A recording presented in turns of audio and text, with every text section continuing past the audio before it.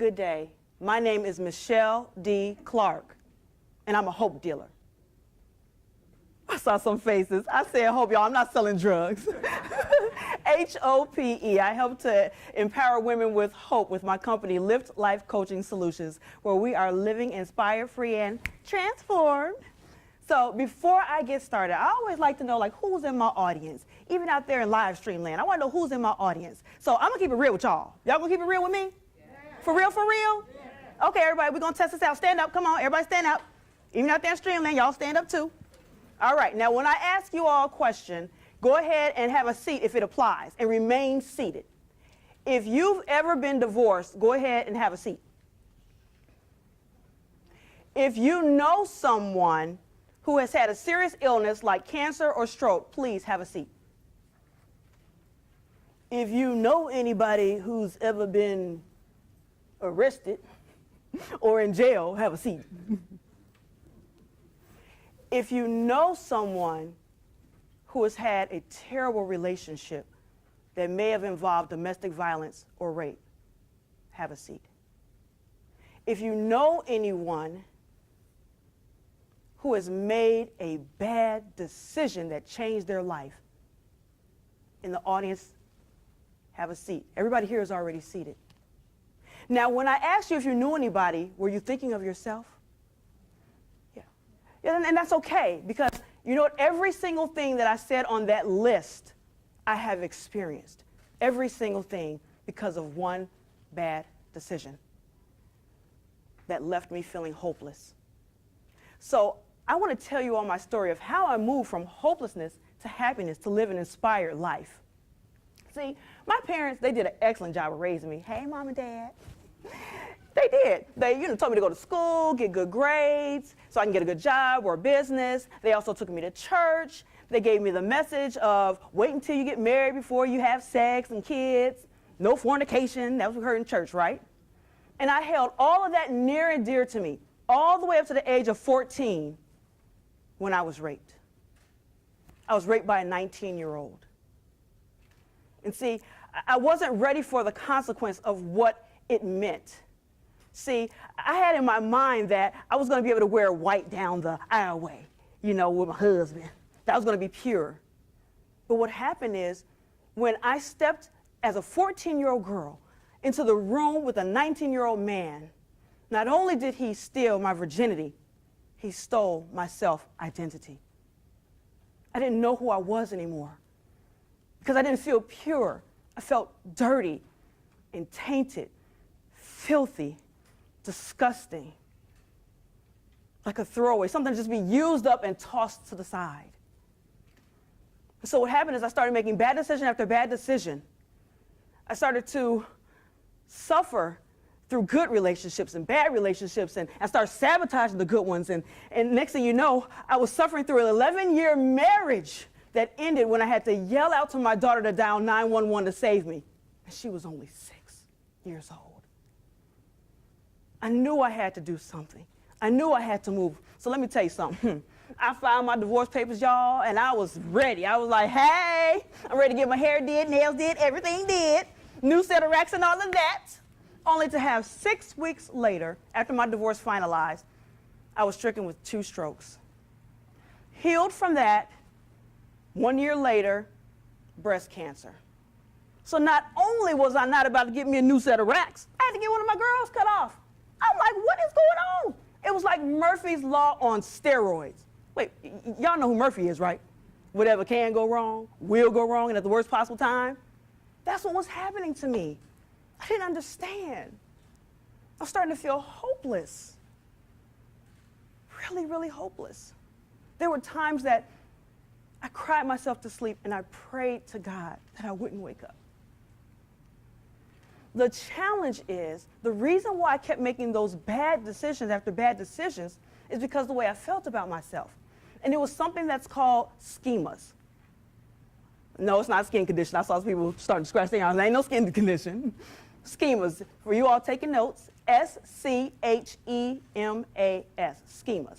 Now, schemas are basically like, let's say it's like a theme song that runs through our mind. So, I don't know, do y'all like music? Y'all like music? Y'all like music? I love me some music. So my favorite jam is Aaliyah, Rock the Boat. Y'all remember that? Rock the boat, work the middle, change positions, hey. So that is our theme song. So let's say if the DJ put this on. Da, da, da, da, ah. Would that fit with rock the boat, rock the boat? No. What about if he put something on, something like maybe, who do you love? Is it him or me? That kind of goes with rock the boat, right? That kind of goes with it. Hey, okay, y'all about to have me up here stepping Detroit style, hey. Okay, so what happens is whatever fits sticks. What doesn't, we discard. And that's what was happening to me. All of the good stuff I was discarding. Remember when I said I was sabotaging those good relationships? And the bad ones I was sticking in way too long because of my schema, my stinking thinking. So I had to change my stinking thinking. And now y'all probably sitting there looking like, well, how did you do that? Matter of fact, y'all actually say, how you do that, Shelly? I'm so glad you asked. So what I did was there were 5 different things, 5 keys that I implemented to move from hopelessness to happiness to living this inspired life. The first thing was my source. I had to tap back into my source. Now, I don't know what your source is, but my source is God. I had to tap back into God because remember, I had that foundation from my parents. I used to go to church. And so I tapped back into God because he loved me in spite of all the bad decisions. He loved me despite of all my flaws and all. He loves me unconditionally. That's called agape love, y'all. That's how he loved me. And so I had to tap back into that source. And as a matter of fact, let's talk about this here. A cell phone. If you don't plug this phone back in, what will happen to this phone? Absolutely, it will die. And we are the same way. We have to plug back into a source. So I don't know what your source is. Mine is Jesus Christ. Hold on one second, y'all. Let me take a little sippy sip. Ah, good. I know some people like, listen, I ain't come up here to see you drinking no water. So we have to tap back into a source. That's what I did. In order to move from hopelessness to happiness, to live an inspired life, I implemented my source. The second thing I did was I had to surround myself with people who loved me, people who were supportive of me, people who were positive and wanted to help me succeed. I had to surround myself with those people, and I had to shed all of the people who were trying to use me up and toss me to the side. I even sought professional help. Yeah, that's right. I got mental health services because I needed somebody who really knew how to dig down deep and pull that stinking thinking up out of me. So I got professional help. So the second thing I did was support system. The third thing is affirmations. Okay, yep, I saw some shoulders go down like, oh, here we go. Affirmations, here we go with that. I am somebody, right? This is some BS. And you know what? You're absolutely right. This is BS. Belief system. See, I had to change my belief system. I had to implement something that helped to change my belief system. I am is the most powerful affirmation we can use because we don't live in the future. We don't live in the past. We live in the present. So I am beautiful. I am successful. I am talented. I am all of that. I am statements. They work. So the fourth thing that I did was I had to have an attitude of gratitude in order to move from hopelessness to happiness to living this inspired life. So the best way I can kind of make this come to life is, let's say that there's a guy who's driving a Ford. He drives up next to this guy who has this nice sports car. Now, see, my mama will say it's a Bugatti because she'd be like, ooh, I love me some Bugatti. That's not really how she talks. That's how I talk when I'm talking about her. So she sees, the guy pulls up, he sees his Bugatti. He's like, man, I sure wish I had me a Bugatti. And then next to him rides somebody with a bike. And they say, man, I sure wish I had a car. Then there's a guy who walks past and said, man, I sure wish I had a bike. And then there's a guy who's looking down from the balcony, and he's sitting in a wheelchair, and he says, I sure wish I could walk. So the moral of the story is, it doesn't matter where you are in life. Somebody always wants to be where you are. So you have to have an attitude of gratitude. Yes.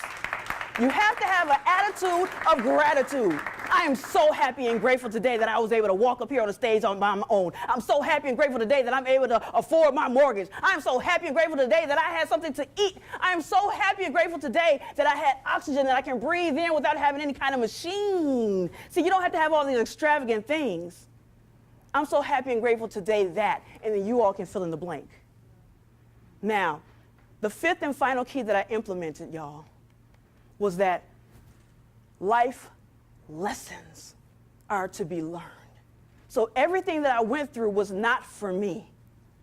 It was so that I can reach back and help somebody else. Life lessons, y'all. That's what I had to do. And so when we go through something, we have to grow through it and learn and reach back and help somebody else. See, there's no testimony without a test. And sometimes it's got to be some mess in order to have a message. And that's what we have to do. So my life lesson to you is don't wait until the last straw.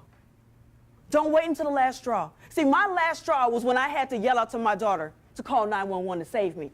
That was my last straw. But from the time I was 14 years old all the way up to that point, so much damage had already occurred. So much damage. And I don't want that for you all. That's my life lesson. I would love to know what your takeaway is for our chat today. I would love to know that. Because, see, your takeaway could literally save someone's life. So I want you all to text me at 586-298-2121. That's 586-298-2121. And I want you to text me, what is your takeaway? What is your life lesson? Please connect with me because I definitely want to connect with you. I thank you so much. My name is Michele D. Clark with Lift Life Coaching Solutions, where we are living inspired, free, and transformed. Thank you.